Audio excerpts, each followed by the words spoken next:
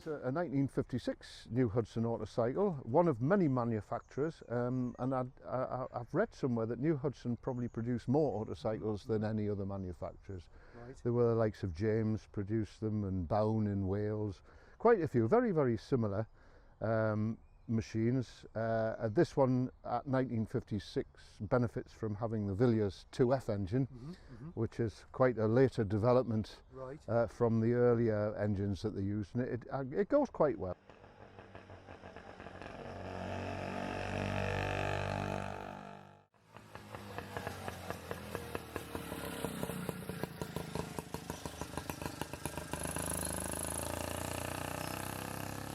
Previously they used the JDL engine, which was a deflector top piston, and they're a bit feeble. Right. But this one, you know, has proper loop scavenging and all this clever stuff.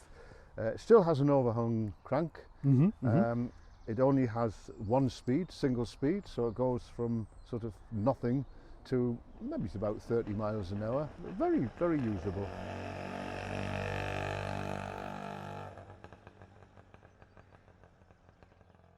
What are these brakes like? Well, adequate for the speed. They And they're on front and back? yes, they're exactly the same.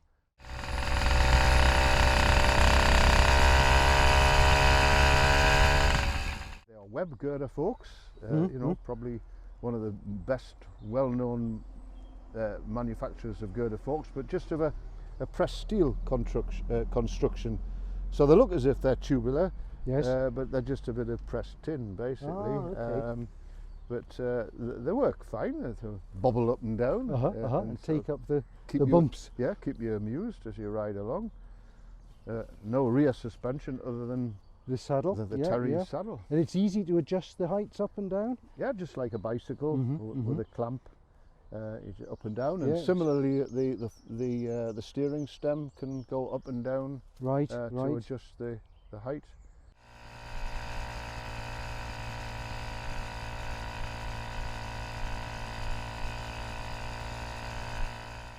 So what about the controls then, John? We've got sort of brake, yeah. Yeah, we got a brake, conventional, as per a bicycle. You got front brake, back brake. So that's those two levers. You have a clutch lever here.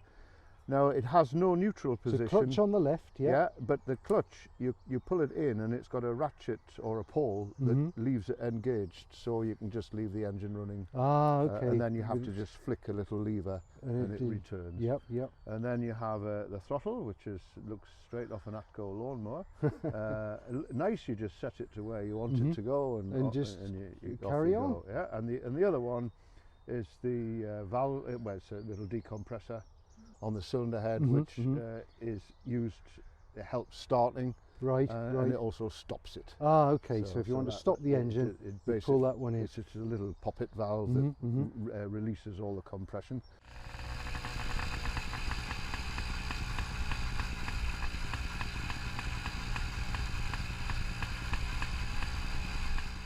And the other controls, the pedals, obviously. Yeah, yeah. So you've got these nice shrouds round the engine. Yeah, these skirt guards, cassock guards for the local vicar.